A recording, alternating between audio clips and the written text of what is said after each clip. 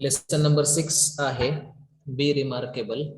नरेन गोयदानी नावाच्या लेखकानं तो टॉपिक लिहिलेला आहे. आणि हा जो टॉपिक आहे याच्यामध्ये काय केलेलं आहे तर सध्याच्या युगामध्ये मुलांमध्ये जी कमतरता आहे की बऱ्याच वेळा असं होतं की सांगितलं जातं की हा अमुक कोर्स केल्यानंतर नोकरी मिळत नाही किंवा ते केल्यानंतर नोकरी मिळत नाही किंवा आपण कोणत्या मार्गाने गेल्यावर नोकरी मिळेल, काय नेमकं अवस्था आहे सध्या शिक्षण घेतल्यानंतर काय अवस्था आहे मुलांची. तर याच्याबद्दलचा हा थोडक्यात टॉपिक आहे. आणि लेखकाने इथं सांगितलेलं आहे की तुम्हाला जे सांगितलं जातं की या कोर्स नंतर लगेच नोकरी मिळते परंतु त्या कोर्स नंतर मिळत नाही, हे चुकीचं आहे. कोणत्याही क्षेत्रात जर तुम्ही उतरलात तर तुम्ही त्या क्षेत्रामध्ये चांगल्या पद्धतीचं नोकरी मिळवू शकता किंवा चांगल्या पद्धतीचं काम तुम्ही त्या ठिकाणी करू शकता. आणि ते कसं करायचं आहे हे लेखकाने या टॉपिक मध्ये आपल्याला सांगितलेलं आहे. कोणत्याही क्षेत्रात उतरल्यानंतर जर आपल्याला चांगल्या प्रकारची नोकरी मिळवायची असेल किंवा आपल्याला चांगल्या प्रकारचं आयुष्य जगायचं असेल तर त्याच्यासाठी काय गरजेचं आहे हे बी रिमार्केबल या लेसन नंबर 6 मध्ये नरेन गोयदानी नावाच्या लेखकानं आपल्याला सांगितलेलं आहे. बी रिमार्केबल या शब्दाचा अर्थ आहे उत्कृष्ट बना. आता उत्कृष्ट कसं बनायचं, तुम्ही कोणत्याही क्षेत्रात जरी गेलात तरी तिथे तुम्हाला उत्कृष्ट व्हावं लागणार आहे, चांगली कामगिरी करावी लागणार आहे, तरच तुम्ही काय करू शकता आयुष्यामध्ये यशस्वी होऊ शकताय. तर त्यासाठी काय करावं लागणार आहे हे नरेन गोयदानी या लेखकानं आपल्याला या टॉपिक मध्ये सांगितलेलं आहे. तर बऱ्याच जणांना आपल्याला प्रश्न असे पडतात, काही प्रश्न विचारले लेखकांना आणि त्याचे उत्तर त्यानंच थोडक्यात स्वतः दिलेली आहेत. म्हणजे त्या प्रश्नांमध्येच त्याची उत्तरं दडलेली आहेत असं आपण म्हणू शकतो. तर तिथं लेखकानं काय सांगितलेलं आहे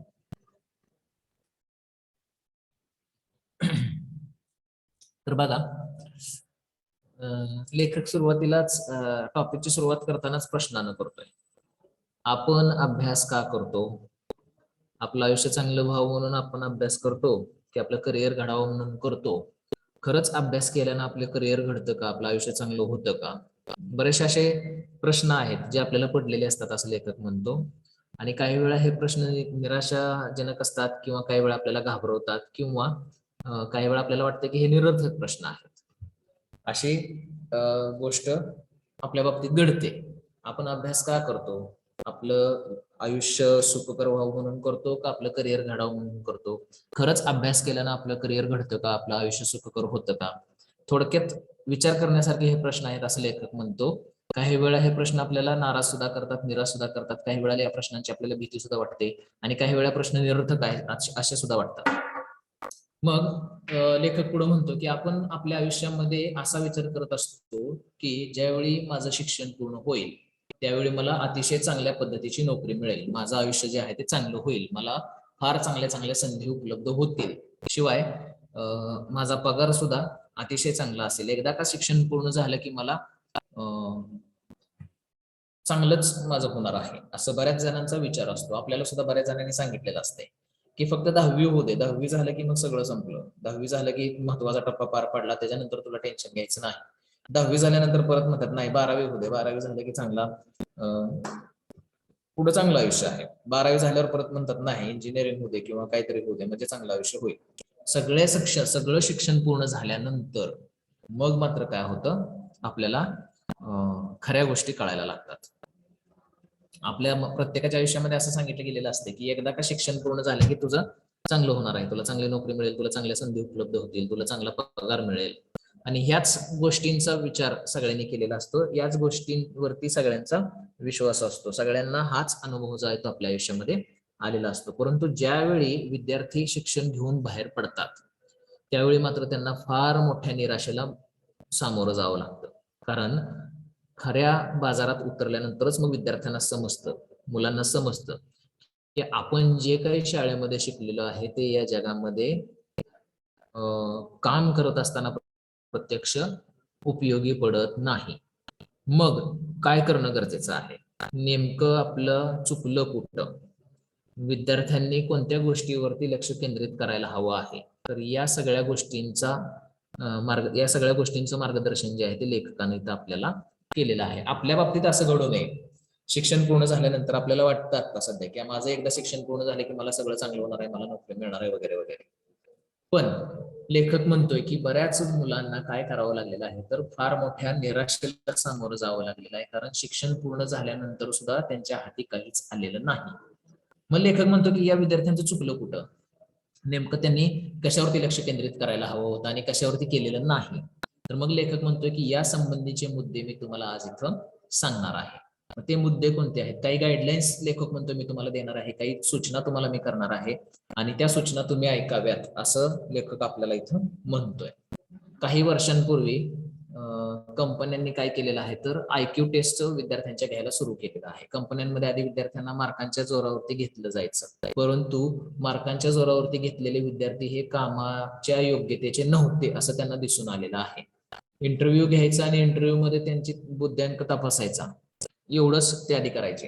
त्यांचे मार्क बघायचे, मार्क बघितल्यानंतर इंटरव्ह्यू घ्यायचे, त्यांना ट्रेनिंग द्यायचे आणि कामावरती घ्यायचे. परंतु फक्त मार्कांच्या जोरावरती ज्या विद्यार्थ्यांना कामाला घेतलेलं आहे, जे मुलं कामाला लागलेले आहेत, जे मुलं जॉबला लागलेले आहेत, खरं तर ते कामाच्या योग्यतेचे नव्हते असं त्यांना दिसून आलेलं आहे. म्हणून IQ test, intelligence quotient test जे आहे त्या काही वर्षांपूर्वी घ्यायला सुरुवात झालेली आहे.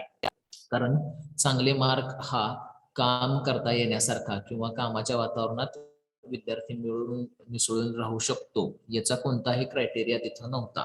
चांगले मार्क्स, चांगल्या मार्कांच्या बेसवरती त्या विद्यार्थ्यांना जॉब मिळालेला आहे. ते खरं तर कंपन्यांना असं दिसून आलेलं आहे की यांचे चांगले मार्क हे फक्त परीक्षेपुरतेच आहेत, यांना कामातलं काहीही येत नाही असं बऱ्याच कंपन्यांना आढळून आलेलं आहे. म्हणून त्यांनी त्या कॅन्डिडेट्सची निवड करत असताना IQ टेस्ट घ्यायला सुरुवात केलेली आहे.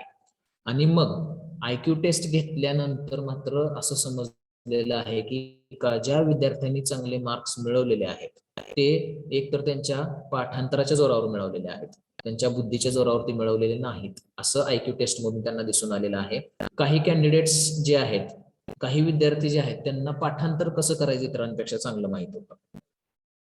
आणि काही जे विद्यार्थी आहेत ज्यांनी परीक्षेत चांगले मार्क्स मिळवलेत हे तर त्यांच्या नशिबाने मिळालेलं होतं, कारण का तर त्यांनी जे अभ्यास केलं होतं तेच परीक्षेत विचारलं गेलं होतं आणि त्यामुळे त्यांना चांगले मार्क्स मिळालेले होते असं सुद्धा त्यांना तिथं दिसून आलेलं आहे. आणि काही विद्यार्थ्यांनी काय केलेलं आहे, तर परीक्षेच्या ऐनवेळी अभ्यास करायचा आणि चांगले मार्क्स मिळवायचे. म्हणजे विद्यार्थ्यांनी सुद्धा मार्क्स मिळवण्याच्या पद्धती ज्या आहेत, चांगले मार्क्स कसे मिळवावेत या पद्धती सुद्धा त्यांना IQ टेस्ट मध्ये दिसून आलेले आहेत. IQ टेस्ट त्यांनी घेतलेले आणि IQ टेस्ट मध्ये असं आढळून आलेलं आहे की ज्या विद्यार्थ्यांनी चांगले मार्क्स मिळवलेले ते एकतर त्यांच्या पाठांतराच्या जोरावरती मिळवलेत किंवा त्यांना माहित होतं की इतरांपेक्षा चांगल्या पद्धतीने आपण पाठांतर कसं करू शकतो. काही विद्यार्थ्यांनी फक्त नशिबानच चांगले मार्क मिळवलेत, कारण त्यांनी जे अभ्यासलेलं होतं तेच परीक्षेत आलेलं आहे. आणि मग काही त्यांनी काय केलेलं आहे, तर परीक्षेच्या शेवटच्या दिवशी अभ्यास करायचा आणि चांगले मार्क्स मिळवायचे ना, असाच एक ट्रेंड जो आहे, असाच एक काय म्हणतात पद्धत जी आहे ती त्या विद्यार्थ्यांनी पाडलेली आहे. आणि मग त्यांनी सगळ्यांना असं दाखवून दिलेलं आहे की परीक्षेच्या आधी काही दिवस अभ्यास करून सुद्धा चांगले मार्क्स मिळवता येतात आणि हे आपल्या भविष्यासाठी धोकादायक आहे असं लेखक म्हणतो. चांगले मार्क्स हे बुद्धीच्या जोरावरती मिळवणं गरजेचं आहे. पाठांतराच्या जोरावरती परीक्षेच्या आधी अभ्यास करून चांगले जर मार्क्स मिळवले तर हे आपल्या भविष्यासाठी धोकादायक आहे असं लेखक म्हणतो. आणि काही ठराविक विद्यार्थ्यांनी मात्र काय केलेलं आहे, खरोखरच स्वतःच्या बुद्धीच्या जोरावरती चांगले मार्क्स मिळवलेले आहेत. काही ठराविक विद्यार्थ्यांनी स्वतःच्या बुद्धीच्या जोरावरती चांगले मार्क्स मिळवलेले आहेत आणि अशा विद्यार्थ्यांची संख्या जास्त असणं गरजेचं आहे असं लेखक म्हणतो. म्हणजे IQ टेस्ट कंपन्यांनी घ्यायला सुरुवात का केलेली आहे, तर त्यांना असं दिसून आलेलं आहे की मार्कांच्या जोरावरती ज्या विद्यार्थ्यांना आपण जॉब दिलेला होता, कामावरती घेतलेलं होतं, ते काम करण्याच्या लायकीचे नव्हते. मग त्यांनी मार्क्स चांगले कसे काय मिळवले, तर त्यांनी मग अशा तीन गोष्टी त्यांनी पॉइंट आउट केलेल्या आहेत की एकतर विद्यार्थ्यांनी स्वतःच्या पाठांतराच्या जोरावरती चांगले मार्क्स मिळवलेत किंवा परीक्षेच्या आदल्या दिवशी अभ्यास करून चांगले मार्क्स मिळवलेत आणि शेवटचा जो ग्रुप केलेला आहे त्यांनी तो असा ग्रुप केलेला आहे की खरोखरच बुद्धीच्या जोरावरती चांगले मार्क्स मिळवलेले आहेत. आणि मग लेखक म्हणतोय की ज्या विद्यार्थ्यांनी स्वतःच्या बुद्धीच्या जोरावरती चांगले मार्क्स मिळवलेत अशा विद्यार्थ्यांची संख्या जास्त असणं गरजेचं आहे असं लेखक म्हणतो. पुढं लेखक सांगतो की जे काही ह्युमन रिसोर्स डिपार्टमेंटचे जे व्यक्ती आहेत, HR डिपार्टमेंट असं त्याला म्हटलं जातं, त्यांना असं दिसून आलेलं आहे की ज्या लोकांना आपण IQ टेस्ट घेतल्यानंतर कामावरती घेतलेलं आहे, त्या लोकांकडून सुद्धा काही चुका व्हायला लागलेल्या आहेत. मार्कांवरती कामावरती घेणार आहे, मार्कांच्या जोरावरती ज्यांना कामावर घेतले त्यांच्या हातून तर चुका होत होत्याच. म्हणून IQ टेस्ट जे आहे ते घेण्यात आलेले आहेत. आणि IQ टेस्ट मधून काय साध्य करण्यात आलेलं आहे, तर त्या लोकांचा प्रॉब्लेम सॉल्व्ह करण्याचा स्किल त्यांच्याकडे आहे की नाही. एखादी गोष्ट लक्षात ठेवण्याच्या ऐवजी एखादी गोष्ट सोडवावी कशी, एखादी अडचण सोडवावी कशी, हे IQ टेस्ट मधून विद्यार्थ्यांच्या तपासण्यात आलेलं आहे.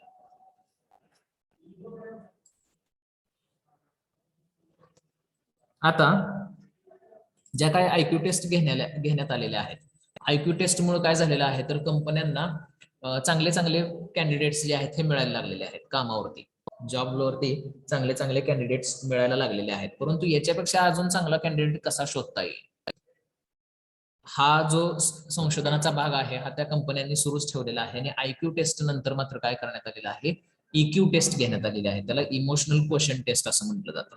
आता ही emotional question test, EQ test का घेण्यात आलेली आहे, तर या टेस्ट मधून त्या विद्यार्थ्याकडं, त्या व्यक्तीकडं ह्याच्या दृष्ट्या भावनिक दृष्ट्या तो व्यक्ती किती स्थिर राहू शकतो हे तपासण्यात आलेलं आहे.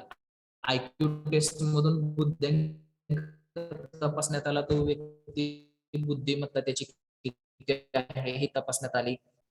परंतु तो व्यक्ती भावनिक दृष्ट्या किती स्थिर राहू शकतो हे EQ टेस्ट मधून व्यक्ती काम करत असेल तर अशा व्यक्तीबरोबर कुणालाही काम करायला आवडणार नाही. जो व्यक्ती लगेचच घाबरतो, लगेचच जेलस होतो, इतरांवरती जळतो किंवा लगेचच रागाला जातो, अशा व्यक्तीबरोबर कुणालाही काम करणं आवडणार नाही. म्हणून तो व्यक्ती भावनिक दृष्ट्या किती स्थिर होईल किंवा किती स्थिर राहू शकतो हे तपासण्यासाठी कंपनीने काय केलेलं आहे, तर EQ test, emotional question test जे आहेत ह्या तयार केलेल्या आहेत.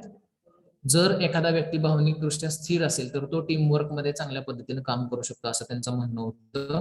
आणि 100% त्यांचं योगदान जो आहे तो देऊ शकतो. जो व्यक्ती मानसिक दृष्ट्या किंवा स्वाभाविक दृष्ट्या किंवा भावनिक दृष्ट्या जो अस्थिर असतो तो व्यक्ती जो आहे तो 100% योगदान कामामध्ये देऊ शकत नाही, टीम वर्क मध्ये तो काम करू शकत नाही. त्याचाच अर्थ असा होतो की तो स्वतः सुद्धा पुढे जाऊ शकत नाही आणि कंपन्यांना सुद्धा पुढे नेऊ शकत नाही, असं त्यांचं म्हणणं होतं. म्हणून मग काय केलेलं आहे, तर इमोशनल क्वेश्चन म्हणजे भावनिक दृष्ट्या तो व्यक्ती किती स्थिर आहे ही तपासणारी टेस्ट जी आहे ती IQ टेस्टच्या जोडीला कंपन्यांनी पुढे आणलेली आहे. त्याच्यामधून त्यांना अतिशय चांगले रिझल्ट मिळाले. IQ टेस्ट जी घेतलेली आहे, IQ टेस्ट मधून बुद्धिमत्तेचे लोक जे आहेत, खरंच ज्या व्यक्तीला बुद्धिमत्ता आहे ते व्यक्ती निवडता आलेले आहेत कंपन्यांना.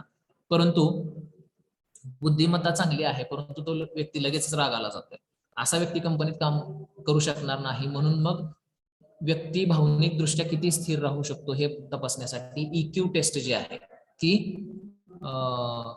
घेण्यात आलेली आहे. त्या EQ टेस्ट मधून बुद्धिमत्तेच्या जोडीलाच तो व्यक्ती भावनिक दृष्ट्या किती स्थिर राहू शकतो हे सुद्धा तपासण्यात आलेलं आहे. कारण भावनिक दृष्ट्या जर एखादा व्यक्ती अस्थिर असेल, लगेच रागाला जात असेल, लगेचच घाबरत असेल किंवा इतरांवरती जर जळत असेल तर असा व्यक्ती जो आहे तो कंपनीमध्ये, टीम मध्ये काम करू शकणार नाही आणि त्याचा काहीही उपयोग होणार नाही असं त्यांना दिसून आलेलं आहे. त्यामुळे EQ टेस्ट जे आहेत, इमोशनल क्वेश्चन टेस्ट जे आहेत या कंपनीमध्ये घ्यायला सुरुवात करण्यात आलेली आहे.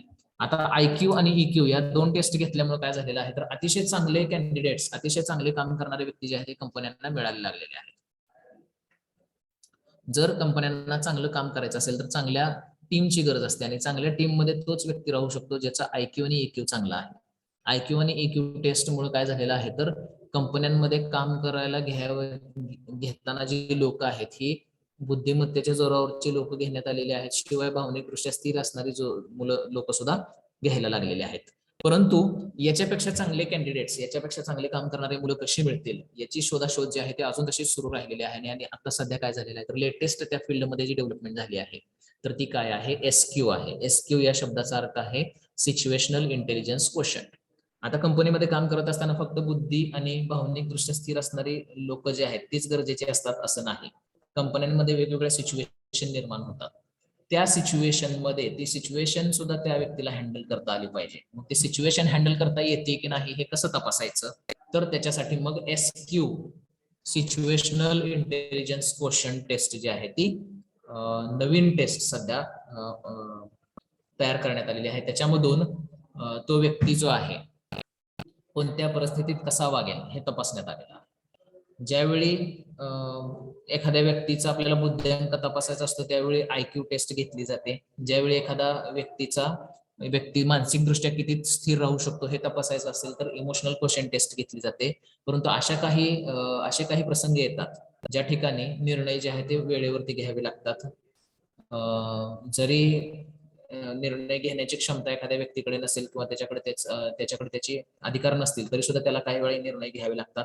आणि मग तुमच्याकडे काही माहिती उपलब्ध नसेल तरी सुद्धा निर्णय घ्यावा लागतो.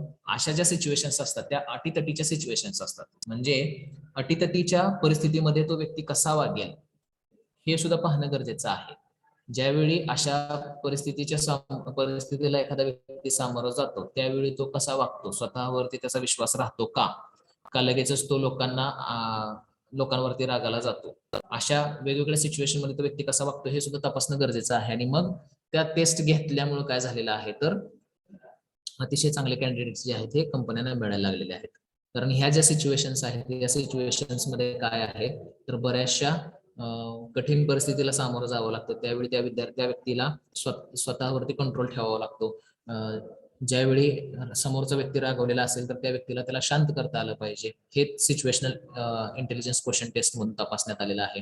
ज्यावेळी एखादी वाईट घटना घडलेली असेल त्यावेळी त्या घटनेतून बाहेर पडण्यासाठी एक सकारात्मक वातावरण निर्माण करता आलं पाहिजे त्या व्यक्तीला, हे तपासण्यात आलेलं आहे. ज्यावेळी मोठा तोटा झालेला असेल, काही लॉस झालेला असेल तर अतिशय शांतपणे त्याच्यातून बाहेर कसं पडता येईल हे पाहणारा व्यक्ती जो आहे तो या टेस्ट मधून आपल्याला शोधता आलेला आहे. शिवाय ज्यावेळी काही प्रॉब्लेम्स येतात त्यावेळी त्या प्रॉब्लेमचं सोल्युशन जे आहे ते कसं काढता येईल हा विचार करणारा व्यक्ती जो आहे तो एसक्यू टेस्ट घेतल्यानंतर आपल्याला मिळायला लागलेला आहे.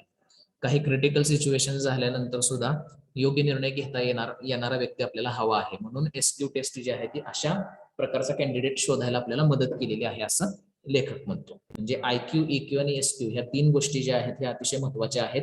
आयक्यू टेस्ट घेतल्यानंतर तुम्ही किती हुशार आहात हे कळतं. इक्यू टेस्ट घेतल्यानंतर तुम्ही भावनिकदृष्ट्या किती स्थिर राहू शकता हे कळतं. आणि एसक्यू टेस्ट घेतल्यानंतर कोणत्या परिस्थितीमध्ये कसं वागायचं हे तुमचं त्याच्यामध्ये तपासलं जातं. तर अशा पद्धतीनं तुम्हाला शिक्षणाच्या जोडीलाच आयक्यू, इक्यू आणि एसक्यू डेव्हलप करता येणं अतिशय गरजेचं आहे असं लेखकाने इथं म्हटलेलं आहे. तर सर्वात महत्वाचा भाग काय आहे, लेखकाने सुरुवातीला आपल्याला प्रश्न सांगितलाय की आपल्याला सर्वांना असं वाटत असतं की शिक्षण पूर्ण झाल्यानंतर आपल्याला सर्व काही चांगलं होणार आहे, सगळ्या गोष्टी आपल्याला मिळणार आहेत, परंतु तसं होत नाही. बऱ्याच विद्यार्थ्यांना अशा वाईट परिस्थितीला सामोरं जावं लागलंय की शिक्षण पूर्ण करून देखील त्यांना काहीच हाती लागलेलं नाही. तर मग त्यांचं चुकलेलं कुठं होतं तर त्या विद्यार्थ्यांकडे आयक्यू, इक्यू आणि एसक्यू नव्हता. म्हणजे बुद्ध्यांकही नव्हता. कारण ज्या विद्यार्थ्यांना कंपनीमध्ये जॉब लागलेला नाही किंवा त्यांची नोकरी लागलेली नाही अशा विद्यार्थ्यांचा बुद्ध्यांक जो आहे तो कमी होता. कारण का तर त्यांनी पाठांतर करून किंवा आदल्या दिवशी परीक्षेचा अभ्यास करून मार्क्स मिळवलेले होते. ते विद्यार्थी परिस्थितीनुसार स्वतःमध्ये बदल घडवत नव्हते. त्यांच्याकडे इमोशनल क्वोशंट नव्हता, भावनिक दृष्ट्या ते स्थिर नव्हते. शिवाय कोणत्या परिस्थितीत कसं वागायचं हे सुद्धा त्यांना माहित नव्हतं. त्यामुळं त्या विद्यार्थ्यांना मागं पडावं लागलेलं आहे असं लेखक म्हणतो. आणि म्हणून मग ह्या आयक्यू, इक्यू आणि एसक्यू टेस्ट ज्या आहेत याच टेस्ट पार केल्यानंतर विद्यार्थ्यांना चांगली नोकरी किंवा चांगलं त्यांचं भविष्य जे आहे ते घडलेलं आहे असं म्हणतो. आता आपण काय केलं पाहिजे हे लेखकानं पुढे सांगितलेलं आहे.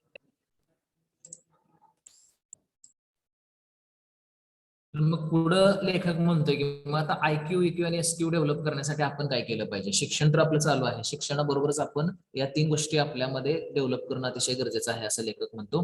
तुमचे जे काही क्वालिफिकेशन्स आहेत ते तुम्हाला एक ठराविक लेवलपर्यंत नेऊन ठेवतात. म्हणजे तुम्ही एक ठराविक डिग्री जर पूर्ण केली तर तुम्हाला एका ठराविक गोष्टीपर्यंत जाता येतं, ठराविक लेवलपर्यंत जाता येतं. परंतु तुमचं जर आयक्यू, इक्यू आणि एसक्यू जर तुम्ही डेव्हलप केलेला असेल तर तुम्हाला तिथून पुढे यश मिळवण्यासाठी त्याचा उपयोग आहे तो तुमच्या आयुष्यामध्ये होतो असं लेखक म्हणतो. तुम्ही जे अभ्यास केलेला आहे त्याच्यामधून तुम्ही जे काही मार्क्स मिळवलेले आहेत त्याच्यामधून तुम्हाला इंटरव्ह्यूचा कॉल येईल. म्हणजे इंटरव्ह्यूचं लेटर येईल तुम्हाला की बाबा अमुक ठिकाणी तुम्हाला इंटरव्ह्यूला बोलवलेलं आहे. कारण का तर त्यांनी तुमचं जे काही शैक्षणिक पात्रता जी आहे ती बघितलेली असते, त्याच्यामध्ये तुमचे मार्क्स चांगले असतात आणि मार्क्सच्या जोरावरती तुम्हाला इंटरव्ह्यूचा कॉल येतो. परंतु इंटरव्ह्यू यशस्वीपणे तुम्ही पार तेव्हाच करू शकता जेव्हा तुमचा आयक्यू, इक्यू आणि एसक्यू डेव्हलप असेल. जर तुम्हाला खरंच करिअर घडवायचं असेल तर तुमचा करिअर मधला पहिला टप्पा जो आहे तो तुमचा क्वालिफिकेशनचा आहे.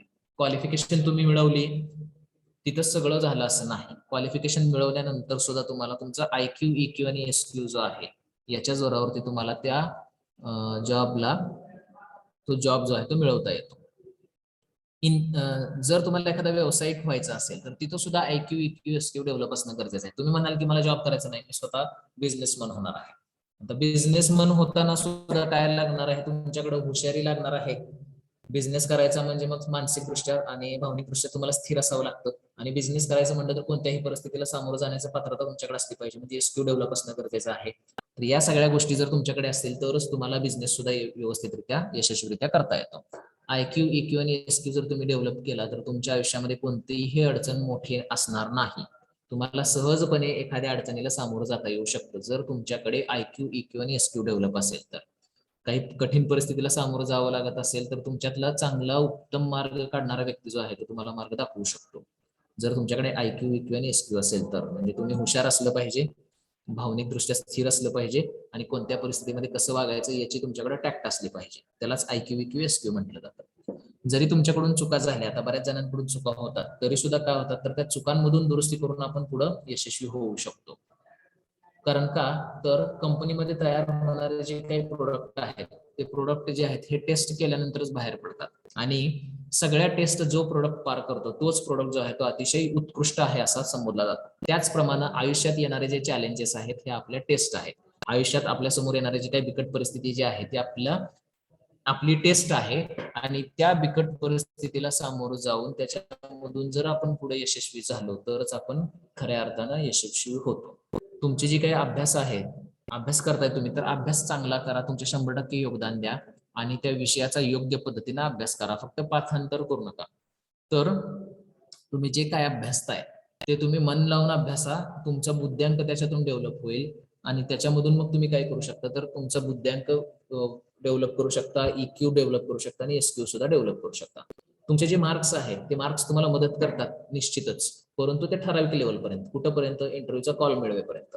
परंतु जर तुम्हाला उत्कृष्ट आयुष्य जगायचं असेल तर तुम्हाला मार्कांपेक्षा जास्त काहीतरी गोष्टी मिळवणं गरजेचं आहे. म्हणजेच काय तर तुमचा बुद्ध्यांक तुम्हाला डेव्हलप करता आला पाहिजे, तुम्ही भावनिकदृष्ट्या स्थिर कसं राहता येईल हे तुम्ही पाहणं गरजेचं आहे. शिवाय तुम्ही तुमचं सिच्युएशनल क्वेश्चन म्हणजे कोणत्या परिस्थितीमध्ये कसं वागायचं हे सुद्धा तुम्ही शिकलं पाहिजे असं लेखक म्हणतो. जर तुम्हाला रिमार्केबल म्हणजे उत्कृष्ट आयुष्य जगायचं असेल तर मार्कांबरोबरच तुम्हाला मग IQ, EQ आणि SQ जो आहे तो स्वतःमध्ये डेव्हलप करावा लागणार आहे असं लेखक म्हणतो.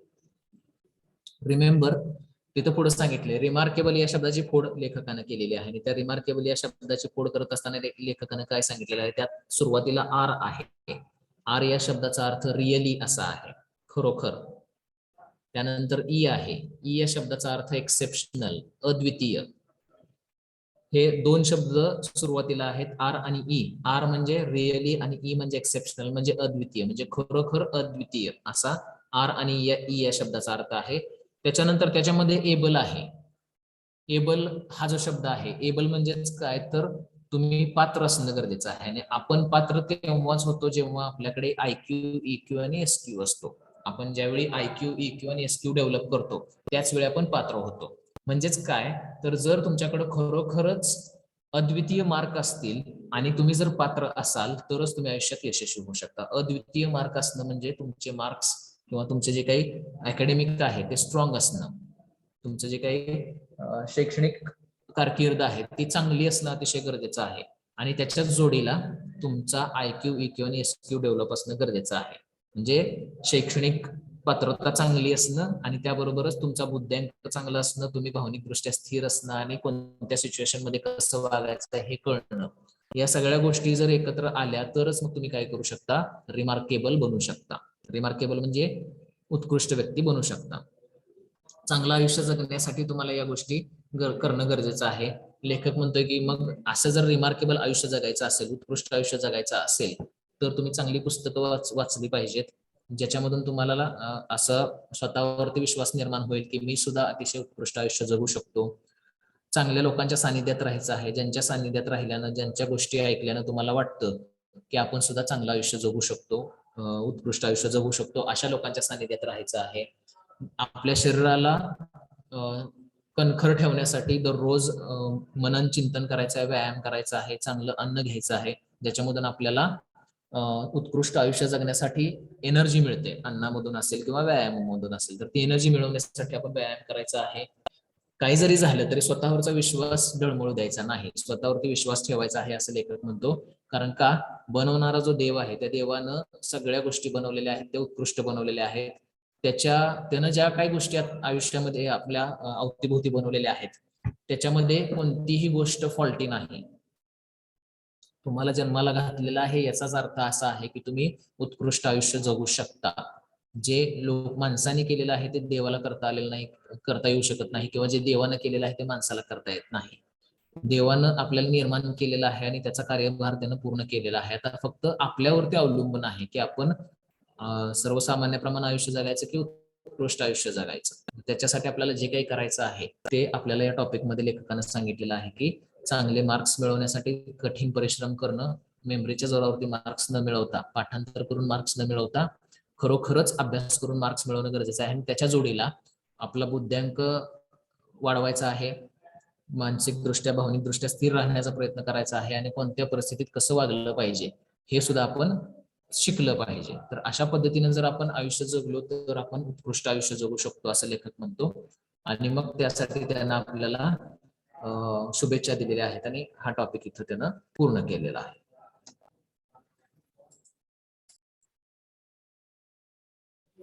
आपण सध्या विद्यार्थी दशेत आहोत आणि आपल्याला जर आपलं करिअर घडवायचं असेल तर त्याच्यासाठी काही ना काहीतरी मार्गदर्शन आपल्याकडे असणं गरजेचं आहे. आणि हे मार्गदर्शन जे आहे ते या धड्यामधून लेखकानं आपल्याला केलेलं आहे. लेखकानं आपल्याला सांगितलंय की आपल्या अगोदरचे जे बरेच विद्यार्थी आहेत ते बरेच विद्यार्थी आपल्याला असं सांगू शकतात त्या क्षेत्रामध्ये काही नाहीये किंवा त्या क्षेत्रामध्ये काही नाहीये, अशा बऱ्याचशा गोष्टी आपल्याला सांगतात. परंतु ते असं का सांगतात त्याचं मूळ कारण जे आहे ते लेखकानं आपल्याला इथं सांगितलेलं आहे. त्याचं मूळ कारण काय आहे तर त्या विद्यार्थ्यांनी किंवा त्या आपल्याला जे काही मार्गदर्शन करणारे लोक आहेत त्यांच्याकडे IQ, EQ आणि SQ हा डेव्हलप केलेला नव्हता. त्यामुळे ते ज्या क्षेत्रात उतरले त्या क्षेत्रात त्यांना अपयश आलेलं आहे. तर लेखक आपल्याला सांगतोय की तुम्ही कोणत्याही क्षेत्रात उतरा, तुमच्याकडे जर IQ, EQ आणि SQ जर असेल तर तुम्ही त्या क्षेत्रामध्ये जरी संधी उपलब्ध नसल्या तरी तुम्ही संधी उपलब्ध करून घेऊ शकता. हे या टॉपिक मधून आपल्याला त्यांनी सांगितलेलं आहे. आणि विद्यार्थी दशेतच जर हे मार्गदर्शन आपल्याला मिळालं तर आपण आतापासूनच तयारी करू शकतो असं असा एक थोडक्यात या टॉपिकच्या पाठीमागचा उद्देश आहे. तर या टॉपिकवरचे कठीण शब्द जे आहेत ते आपण थोडक्यात बघूयात पुढं. स्केरी या शब्दाचा अर्थ फिअरफुल म्हणजे भीतीदायक असा आहे. स्केरी म्हणजे फिअरफुल, भीतीदायक. टेरिफिकचा सुद्धा फ्राईटफुल असा अर्थ आहे, म्हणजेच अतिशय गंभीर. टेरिफिक म्हणजे फ्राईटफुल, अतिशय गंभीर, थोडक्यात भीतीदायक असा सुद्धा त्याचा अर्थ होऊ शकतो. त्यानंतर आहे रिव्हिल्ड या शब्दाचा अर्थ टू मेक नोन, माहित करून देणे असा आहे. इंटरव्ह्यूजचा अर्थ पर्सन्स हु आर इंटरव्ह्यूड, मुलाखत देणारा. ज्या व्यक्तीची मुलाखत घेतली जाते असा व्यक्ती, त्याला इंटरव्ह्यूज असं म्हटलं जातं. रिक्रुटेडचा अर्थ हायर फॉर जॉब, नियुक्ती करणे, कामावरती घेणे. रिक्रुटेड याचा अर्थ हायर फॉर जॉब म्हणजेच नियुक्ती करणे. टर्मोइलचा अर्थ स्टेट ऑफ कन्फ्युजन, गोंधळणे असा त्याचा अर्थ आहे. कंपोजर म्हणजे कामनेस ऑफ माइंड, शांतता. विगरसचा अर्थ विविड किंवा डायनॅमिक, वेगवेगळ्या. विगरसचा अर्थ विविड किंवा डायनॅमिक, वेगवेगळ्या.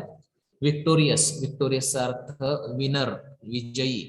आणि हर्डल म्हणजे ऑब्स्टॅकल, अडचण, अडथळा. असे कठीण शब्द आहेत.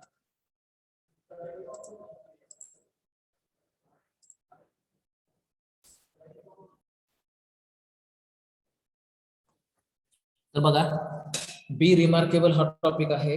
मराठीमध्ये आपण थोडक्यात समजून घेतलेला आहे. आता इंग्लिश मराठीमध्ये परत एकदा तो समजून घेऊया. बी रिमार्केबल नरेन गोयदानी नावाच्या लेखकाने लिहिलेला टॉपिक आहे आणि याचा अर्थ टॉपिकचा आहे उत्कृष्ट बना. आता उत्कृष्ट बनण्यासाठी काय गरजेचं आहे त्याची थोडक्यात पार्श्वभूमी जी आहे ती सुरुवातीच्या 1-2 उत्तरामध्ये लेखकाने सांगितलेली आहे. वाय डू वी स्टडी, आपण अभ्यास का करतो. Is it to make our life secure, आपण अभ्यास जो आहे तो आपलं आयुष्य सुखकर करण्यासाठी बनवतो. Is it to create a career, आपलं आयुष्याचं जे काही ध्येय आहे ते घडवण्यासाठी करतो का, असा प्रश्न विचारलेला आहे. म्हणजे आपलं आयुष्य सुखकर करण्यासाठी करतो का, की आपलं आयुष्य आपलं करिअर घडवण्यासाठी करतो का, असा प्रश्न विचारलेला आहे. Will studies truly make our life secure and provide us with a career. खरंच अभ्यास पूर्ण केल्यानं किंवा अभ्यास केल्यानं आपलं आयुष्य सुखकर होतं का, आपलं करिअर जे आहे ते घडतं का. Interesting points. तो म्हणतोय की अतिशय विचार करण्यासारखे हे प्रश्न आहेत. और काही जणांना हे विचार करण्यासारखे प्रश्न वाटू शकतात. और इज इट डिसअपॉइंटिंग, काही जणांना मग हे निराश करणारे प्रश्न आहेत का असं वाटू शकतं. और इज इट स्केरी, काही जणांना भीतीदायक प्रश्न आहेत असं वाटू शकतात का. Or does it sound like an unnecessary question, आणि काही जणांना मग असं वाटू शकतं का की हे निरर्थक प्रश्न आहेत. म्हणजेच पहिल्या ह्याच्यात थोडासा प्रश्नांचा बडीमारा केलेला आहे लेखकाने, त्यानं विचारलेला आहे, आपल्याला थोडस विचार करण्याला भाग पाडलेला आहे. आपण अभ्यास का करतो, आयुष्य सुखकर व्हावं म्हणून करतो का, करिअर घडावं म्हणून करतो का, आणि खरंच अभ्यास केल्याने करिअर घडतं का, आयुष्य सुखकर होतं का. काही जणांना मग हे इंटरेस्टिंग प्रश्न वाटतात, काही जणांना निरर्थक वाटतात, काही जणांना भीतीदायक वाटतात, किंवा काही जणांना हे प्रश्न गरजेचे नाहीत असं वाटतं. परंतु हे प्रश्न जे आहेत हे विचार करण्यासारखे आहेत असं लेखक म्हणतो. We have lived our entire lives thinking when we complete our studies, the world will be waiting with open arms to give us great opportunities and reward us handsomely.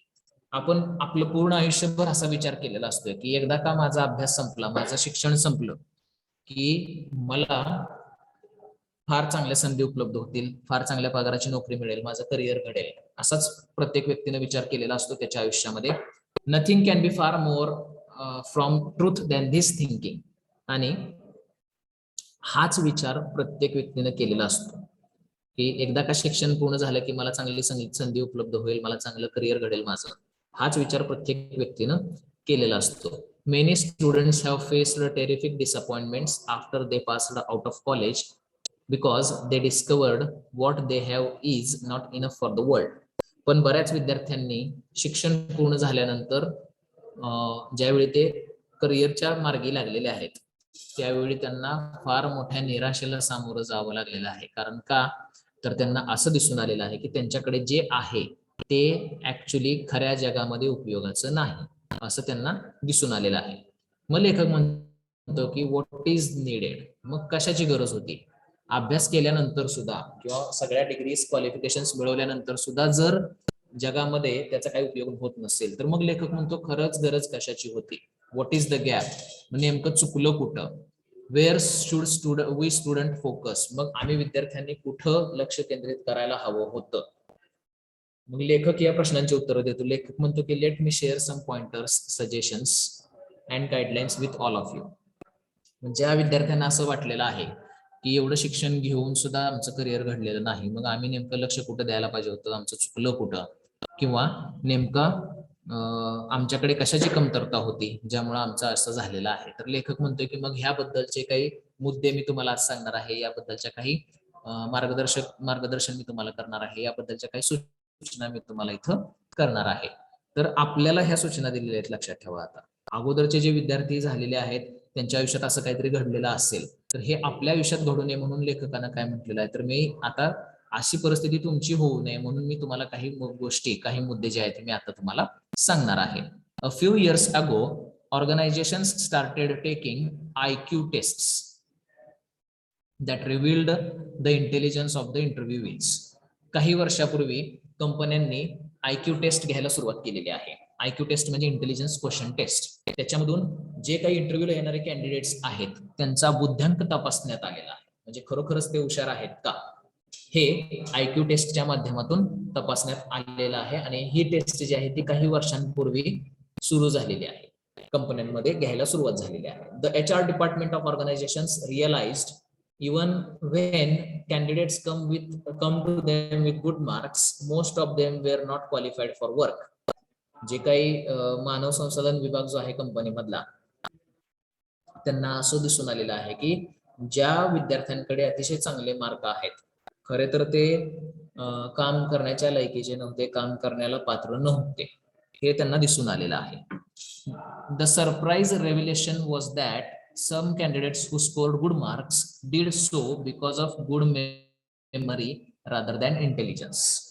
ह्या ज्या आयक्यू टेस्ट घेण्यात आलेल्या आहेत, ह्या IQ taste घेतल्यानंतर मग त्यांना असं आश्चर्याचा धक्का बसलेला आहे, त्यांना समजलेलं आहे की ज्या विद्यार्थ्यांनी चांगले मार्क्स मिळवले त्यापैकी काही विद्यार्थ्यांनी जे मार्क्स मिळवले ते त्यांच्या पाठांतराच्या जोरावरती मिळवलेत, त्यांच्या बुद्धीच्या जोरावरती न मिळवता पाठांतराच्या जोरावरती मिळवलेत. These good candidates knew how to memorize the subject better than others. आणि हे जे विद्यार्थी होते ज्यांनी पाठांतर करून मार्क्स मिळवलेले आहेत, यांना विषयाचं पाठांतर इतरांपेक्षा चांगलं कसं करायचं हे माहिती होतं, आणि म्हणून त्यातले जे काही विद्यार्थी आहेत हे पाठांतराच्या जोरावरती चांगले मार्क्स मिळवलेले आढळलेले आहेत. These good candidates knew how to memorize the subject better than others. In some cases it was just luck. आता जे काही विद्यार्थी चांगले मार्क्स मिळवून पुढे आलेले होते त्याचे 3 भाग केलेले आहेत कंपन्यांनी. पहिला जो भाग आहे, पहिला जो ग्रुप आहे विद्यार्थ्यांचा, त्याच्यामध्ये असे विद्यार्थी आहेत ज्यांनी फक्त स्वतःच्या पाठांतरावरती मार्क्स मिळवलेले आहेत. त्या विद्यार्थ्यांना माहिती होतं की विषय चांगल्या पद्धतीने कसा पाठ करायचा. त्यानंतर काही विद्यार्थी असे होते, in some cases it was just luck. काही विद्यार्थी हे फक्त नशिबानं चांगले मार्क्स मिळवून पुढे आलेले होते. In some cases it was just luck. What they studied was asked in the exams. आणि असे जे विद्यार्थी होते जे नशिबानं मार्क्स मिळवले, त्यांना मार्क्स कसे मिळाले होते तर त्यांनी ज्याचा अभ्यास केला होता तेच परीक्षेत आलेलं होतं, त्यामुळे त्यांना चांगले मार्क्स मिळालेले होते. These are the people who study in the last moments and manage to score. आणि हे जे विद्यार्थी आहेत जे नशिबानच चांगले मार्क्स मिळवून पास होतात ते कसे होते तर त्यांनी परीक्षेच्या शेवटच्या कालावधीमध्ये अभ्यास केलेला आहे आणि चांगले मार्क्स मिळवण्यात यशस्वी झालेले आहेत. Sadly they misled many others to do the same and scrape through. आणि वाईट अवस्था अशी झालेली आहे की याच विद्यार्थ्यांनी काय केलेलं आहे तर लोकांना, इतर विद्यार्थ्यांना चुकीचं मार्गदर्शन केलेलं आहे. आपल्याला बऱ्याच जणांनी सांगितलं असेल आता काय अभ्यास करायचा, परीक्षेच्या आधी 4 दिवस करायचा. अशा पद्धतीचं मार्गदर्शन चुकीचं आहे. आणि हेच मार्गदर्शन त्या विद्यार्थ्यांनी ज्यांनी परीक्षेच्या आधी अभ्यास केलेला आहे, मार्क्स मिळवलेत, अशा विद्यार्थ्यांनी इतरांना अशा पद्धतीचं मार्गदर्शन केलेलं आहे की तुम्ही सुद्धा असंच करा, परीक्षेच्या आधी अभ्यास करा आणि चांगले मार्क्स मिळवा.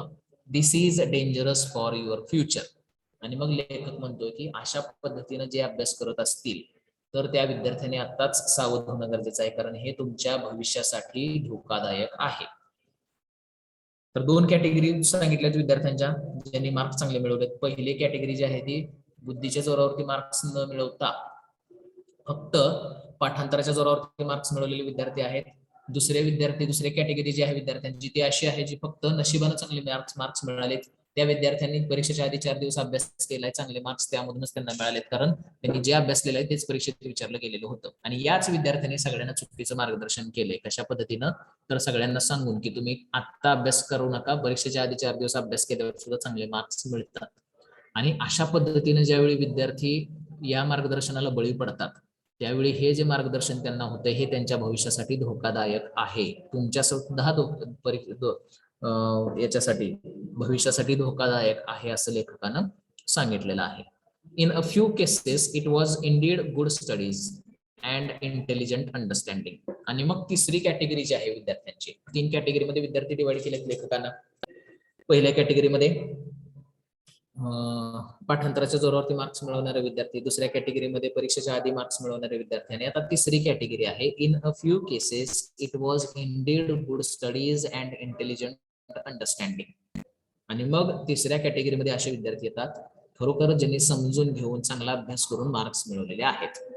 आणि मग लेखक म्हणतो the percent of the last category needed to be improved. आणि शेवटच्या कॅटेगरीमध्ये येणारे जे विद्यार्थी आहेत जे खरंच बुद्धीच्या जोरावरती अभ्यास करतात, अतिशय हुशार असल्यानं त्यांनी चांगले मार्क्स मिळवलेत, या लोकांची संख्या वाढवणं अतिशय गरजेचं आहे असं लेखक म्हणतो. आता तुम्ही कोणत्या कॅटेगरीमध्ये येता स्वतःचं मूल्यमापन करायचं आहे. आपण आपले जे मार्क्स आहेत हे